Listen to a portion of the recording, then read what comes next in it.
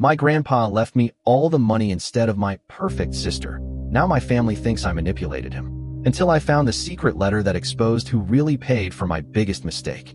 My grandpa died on a Tuesday, and by Friday my whole family was already quietly dividing up his life like it was a garage sale. Not out loud, of course. We're the kind of family that smiles through grief and turns every sentence into a polite weapon. My name's Ethan. I'm 31, and I was never the responsible one. That title belonged to my sister, Claire. She's 3 years older, organized, successful, married with a plan. The one who remembered Grandpa's meds, paid his bills online when he got confused, and brought him soup when he forgot how to use the microwave. Me? I was the family's cautionary tale, not a screw-up in the criminal sense. More like, Ethan means well, but you know how he is. I show up late. I get fired once and call it a pivot. I joke too much when things are tense. I don't have kids or a mortgage or a 5-year spreadsheet. So when Grandpa passed and we gathered at my mom's house after the funeral, I already knew what everyone believed. Grandpa's money would go to Claire, not because she demanded it, not because she was greedy, but because she'd earned it in everyone's minds. She'd been his right hand for years. Even I thought that was the outcome. Then the lawyer called and asked us to come in for the will reading. And the second we sat down in that stiff office with the fake plants and the expensive silence, I felt something shift. My mom's hand found Claire's knee like she was steadying her for the moment she'd be recognized. My uncle leaned back with this smug look like he'd already done the math. Claire just stared at the folder on the table, calm and composed, but her jaw was tight. The lawyer cleared his throat and said my name. Ethan Miller, the lawyer read, is the sole beneficiary of Harold Miller's estate. For a second, nobody reacted, like our brains refused to process it. Then my mom laughed once, sharp, confused, like it was a typo she could bully into correcting itself. What, she said. No, that's not right. The lawyer didn't blink. It is right. Mr. Miller updated his will 16 months ago. Claire didn't say anything. She didn't gasp. She didn't cry. She didn't throw her hands up. She just looked hollow, like someone had flipped a switch and drained the color out of her face. I felt heat rush up my neck. Wait, what do you mean, soul? The lawyer slid a document toward me. The house, the accounts, the savings, personal effects, divided in smaller ways. But the major assets go to you. My uncle made this noise, half cough, half choke. That's insane. My mom leaned forward. Harold wouldn't do that. Claire did everything.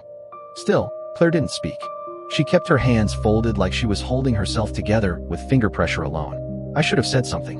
I should have immediately turned to Claire and been like, this is wrong. We'll fix it. But the truth is, I didn't know what I felt. Shock, sure. But underneath it, like a shameful little ember, relief. Because for the first time in my life, someone had chosen me first. The lawyer started talking about probate, timelines, signatures, but I could barely hear him over the sound of my family silently turning toward me like a courtroom. Not angry yet. Not openly. But the temperature changed. When we walked outside, my mom didn't even pretend. She grabbed my arm. Ethan, what did you do? What did I do? I repeated, dumbly. Claire finally spoke. Quiet. Controlled. Mom, don't. Mom ignored her. Your grandfather wasn't in his right mind near the end. He was confused. Ethan, you had to have influenced him. I stared at her. Are you accusing me of manipulating Grandpa? My uncle snorted. Wouldn't be the first time Ethan talked his way into something. Claire's eyes flicked to mine, and for the first time, I saw something in them I'd never seen directed at me. Not disappointment. Not pity. Something colder. Like she was trying not to hate me. The next 2 weeks felt like I'd inherited a fortune and a funeral all over again. Because the money wasn't the worst part. The worst part was the silence. My mom stopped calling unless she needed something logistical. My uncle made passive jokes in the family group chat. Stuff like, must be nice being the favorite. Even my dad, who usually stayed neutral, started speaking to me like I was a stranger sleeping on his couch. Claire didn't yell, which somehow hurt more. She didn't demand answers. She didn't call me names. She didn't even ask for the money. She just went quiet. She showed up to family dinners, smiled politely, and treated me like a co-worker she didn't trust. Every time I tried to talk to her, she'd say, it's fine. In that tone people use when it's absolutely not fine. The inheritance itself was life-changing. Enough to pay off my debts, buy a small place, stop stressing every month like the floor might collapse under me. But the second I considered using it, I'd picture Claire driving Grandpa to appointments, sitting with him in hospital rooms, being the adult while I bounced around like a loose pinball. So I tried to split it. I called her. Claire, we should talk about dividing it. She paused. You don't have to do that. I want to. Why? Her voice was calm, but it had an edge. Because you feel guilty? Or because you want to look like the good guy? That landed like a slap. I'm not trying to look like anything, I said. This isn't fair. She exhaled slowly. Ethan, Grandpa made his choice. Everyone needs to accept it. And then, quietly, she added, including you. That night I couldn't sleep, so I went to Grandpa's house. It had that old person smell, books, lemon cleaner, the faint ghost of coffee. I walked through his living room like I was trespassing. Every object felt like a memory I hadn't earned. I opened drawers, not looking for anything specific, just searching for something that explained why. On his desk, under a stack of faded receipts, I found a thin folder. Inside were old papers, handwritten notes, and an envelope yellowed with time. It had my name on it, in Grandpa's handwriting. And something about the weight of it, made my stomach drop. Because you don't write a letter like that unless you're trying to correct the story after you're gone. I sat at Grandpa's desk with the envelope in my hand for a full minute, just staring at it like it might bite. I knew the second I opened it, I couldn't unknow whatever was inside. But I tore it anyway. The letter started simple. Grandpa's voice, clear as day in my head. Ethan, if you're reading this, then I'm gone, and you're probably confused. Yeah, confused was one word. Then I saw another sheet folded behind it. Something thicker, official. The first version of his will, dated 3 years earlier. And right there, plain as daylight, was Claire's name. Claire Miller, primary beneficiary. My throat went dry. I kept reading. Grandpa wrote that he originally planned to leave most of it to Claire because she'd been the steady one, and because she'd sacrificed time, money, and opportunities to keep the family afloat. Then his tone changed. Not angry, disappointed. I changed it after the argument. And yes, Ethan, you were the reason the argument happened. My heart started pounding hard enough I could hear it. I read the next line twice. The night we fought was the night I decided Claire didn't deserve the burden anymore. Burden, not reward. Burden. My hands started shaking. What did I do? I whispered aloud, like Grandpa could answer. Then I found a second envelope inside the folder. This one wasn't addressed to me. It was addressed to Claire, but it was opened. Like Grandpa had pulled it out, changed his mind, and never gave it to her. I didn't want to read it. I read it anyway. It started with something that made me feel like I'd been punched. Claire, I know what you did for Ethan. I know you never told them. I know you never let him know. My stomach dropped straight through the floor. Because suddenly, my brain started flipping through memories like frantic pages. The year I mysteriously didn't get charged. The time my car accident didn't ruin my life. The way Claire had suddenly taken on an extra job for a while, even though she pretended it was for fun. There was a part of my life I'd always treated like a lucky escape. And now Grandpa was telling me it wasn't luck. It was her. I kept reading. Ethan doesn't know you paid it. The family doesn't know you took the hit. But I do. Then the line that made my vision blur. You saved him from a trouble that would have followed him forever. I sat back in Grandpa's chair, dizzy. Because the inheritance wasn't a gift. It was a consequence. And Claire had been paying for my consequences long before this money ever existed. I didn't go home that night.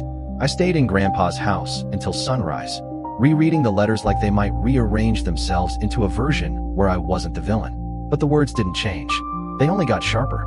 Grandpa described the argument with Claire in detail. Not just, we disagreed. Like I saw it. I was there.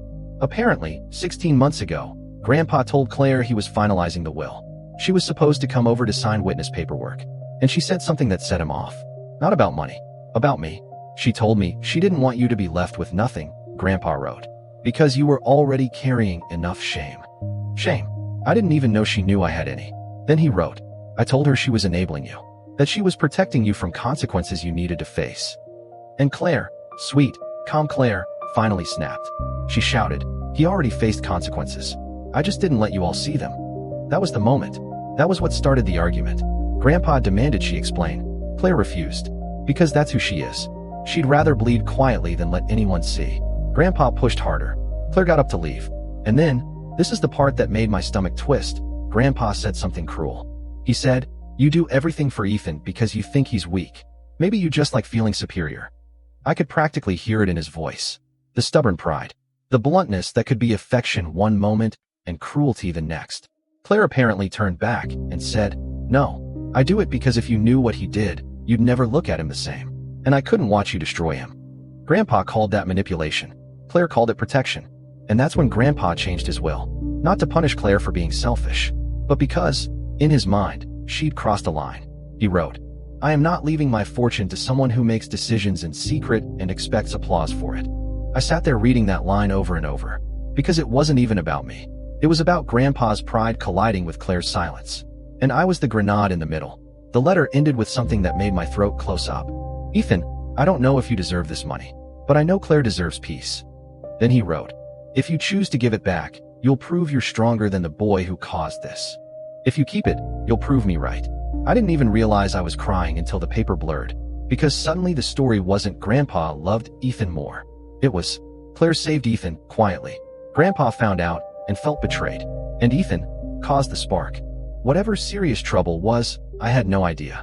But Claire did. And Grandpa did. And they'd both been carrying it without telling me.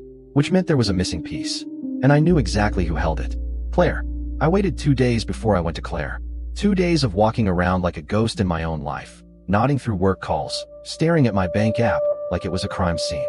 On the 3rd day, I drove to her apartment. I didn't text ahead.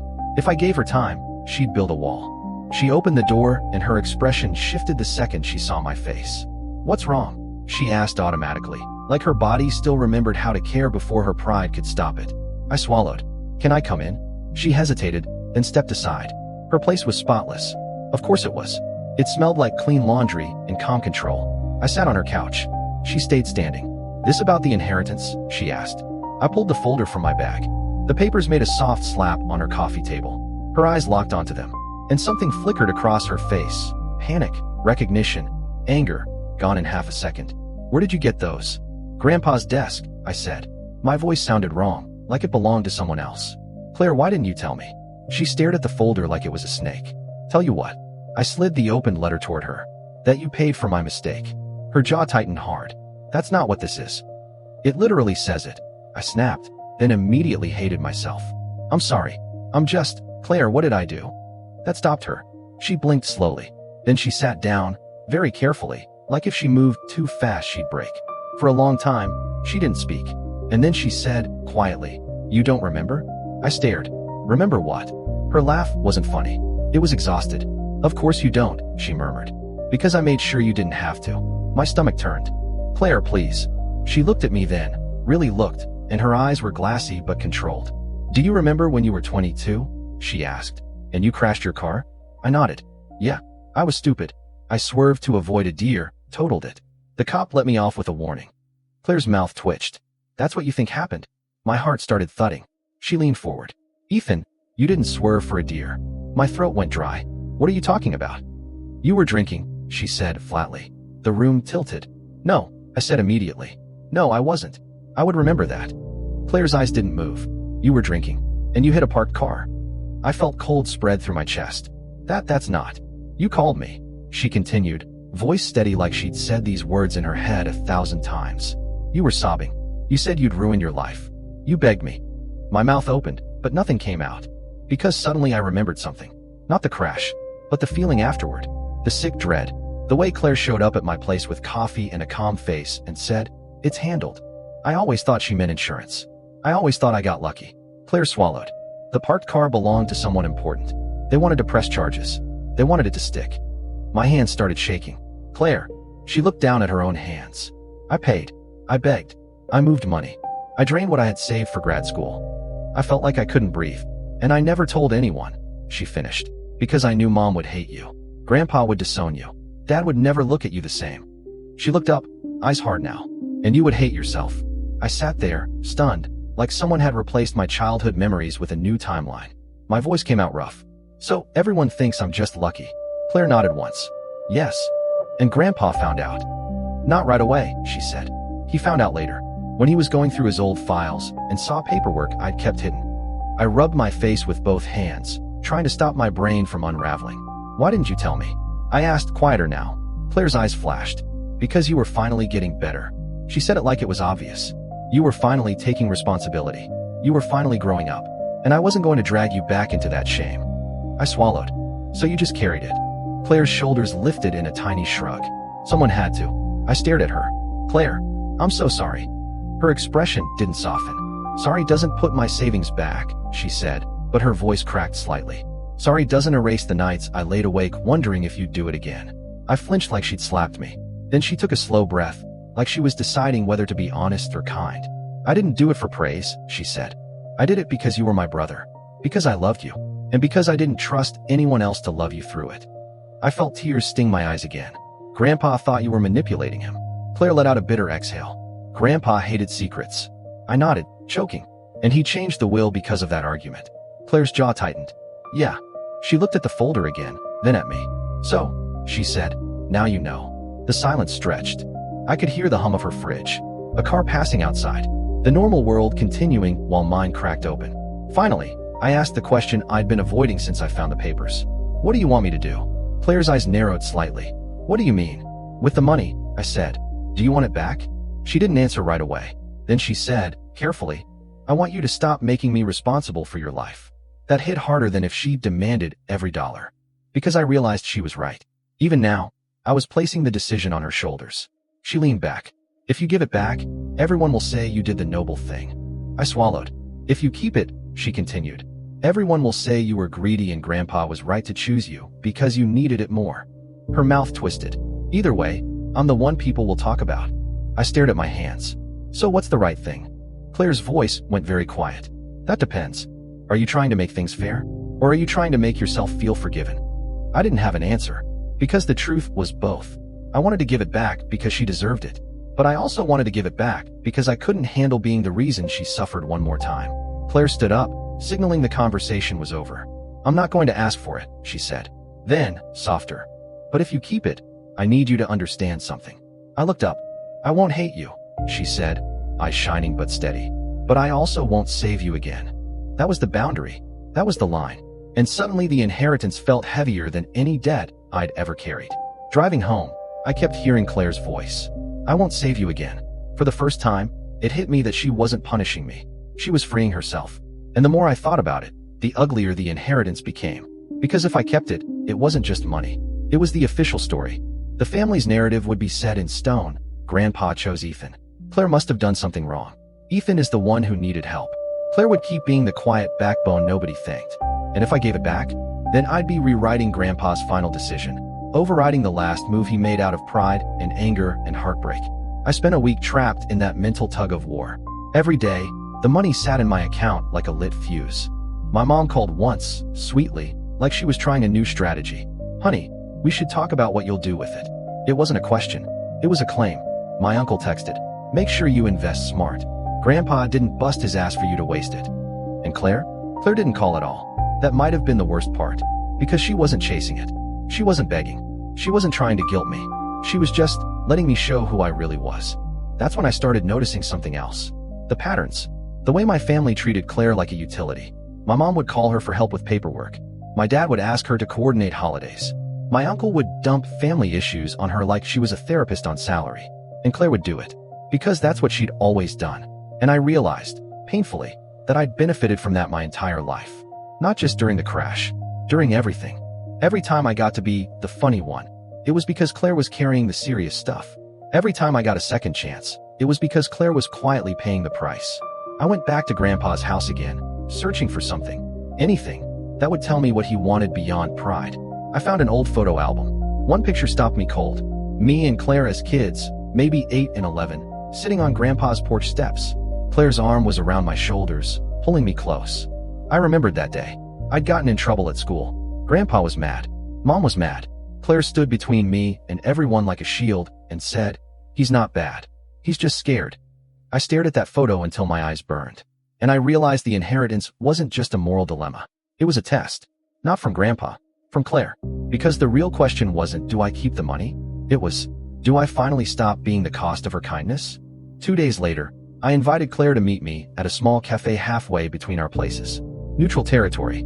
She showed up on time, hair neat, face composed like she'd rehearsed not caring. She sat across from me, hands wrapped around her coffee. So, she said, this is about the money. I nodded. Yeah. She waited. I pulled out 2 things, a printed copy of the first version of Grandpa's will, and a bank document. Her eyes flicked down. Ethan, I transferred half, I said quickly. Already. No conditions. No speech. Just done. Her face tightened. Half. I swallowed. I didn't know what was right, but I knew what was wrong. Keeping all of it like it was mine to begin with.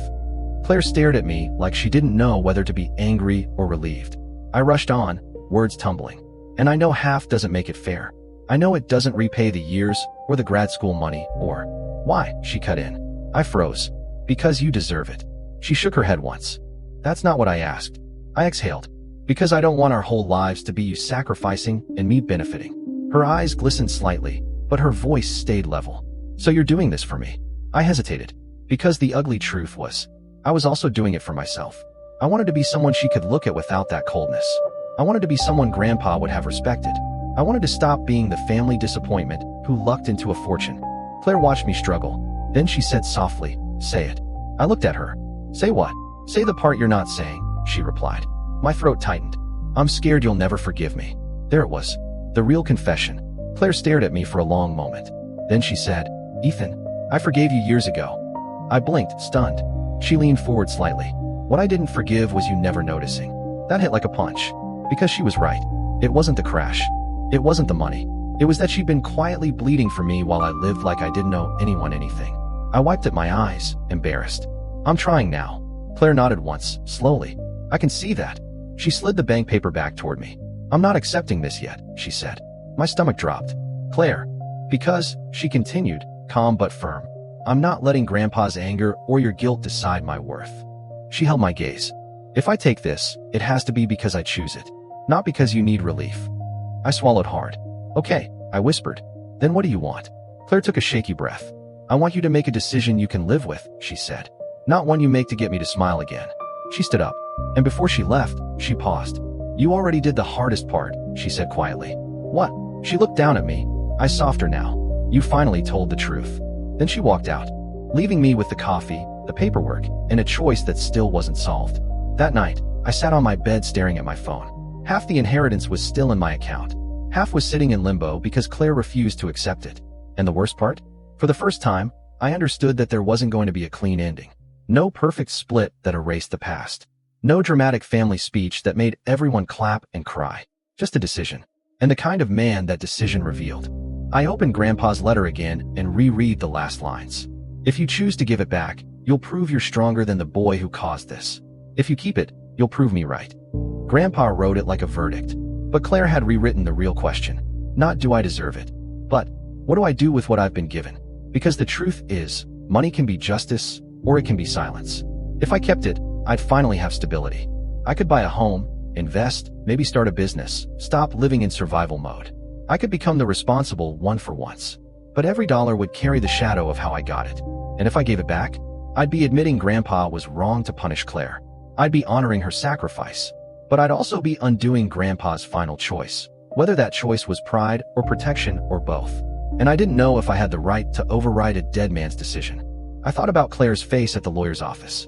Not anger, not greed, just that hollow look, like she'd been erased. I thought about the crash, about the version of my life I'd believed, about how easily I'd accepted luck without ever asking who paid for it.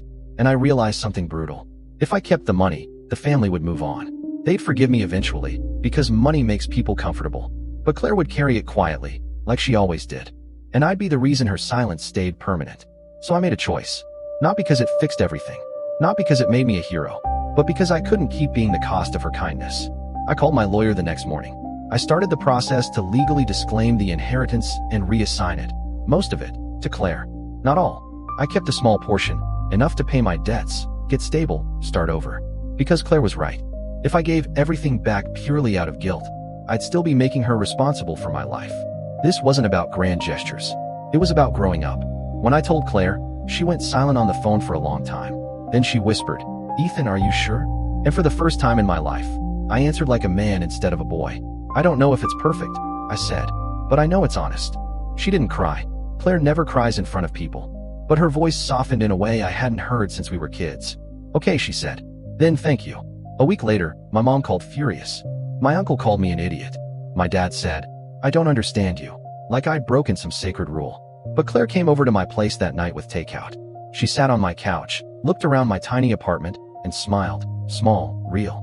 "You did something hard," she said. I swallowed. "I should have done it sooner." Claire shrugged. "Yeah, but you did it." And we ate in quiet peace. No applause. No perfect closure. Just the strange, fragile feeling of two siblings finally starting to balance the scales. And me, lying awake later, realizing the money didn't buy me happiness. But the choice? The choice let me breathe again. Because for once, I wasn't being saved. I was saving myself. And maybe, just maybe, I was finally letting my sister be free.